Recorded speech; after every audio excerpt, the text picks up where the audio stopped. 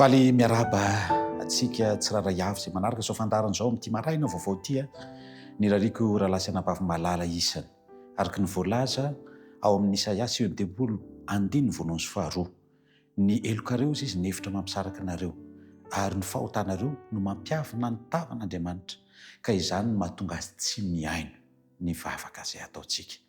Anty anio ity dia teteny aminao andao hiara entana isika hitalao famondrapo avy amin'Andriamanitra, iaiky ny elokontsika isika hibebaka mba handray valim-bavaka feno amin'ny Andriamanitra izay hivavahantsika sy tompontsika. Manasanao ary ankehitriny andao hiombom-bavaka isika, hivavaka isika tompoko. Ry Andriamanitra tomponay tsara sy masina izay any an-danitra ao. Ianao ilay tompon'ny tompo, mpanjaka ny mpanjaka, ianao ny iankohofany lohalika rehetra ary hoderain'ny vava rehetra sy asandratray. Andriamanitra tomponay eo, meteza hamindra fo aminay tsiraray avy, hanasitrana anay amin'ny famelan-keloka izay atolotra ao anay. Mitenao dia miteny hoe raha miaika izay dia ho avelanao ny fahotanay. Amin'ity maraina ity Andriamanitra dia irenay mba ho tanteraka izany fanasitranana dia hanomezanao valim-bavaka anay izany.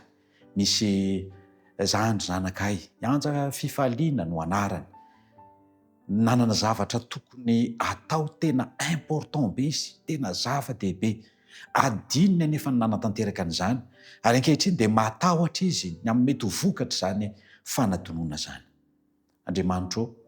Andriamanitra mahay zavatra rehetra ny Andriamanitra izay hivavahanay, izay tsy ho takatra ny sainay ho eritreretina mihitsiny izany. Ka ankehitriny mitalao famondrapoanay aminao izahay Andriamanitra ho an'izany tanora izany, hianja fifaliana izany.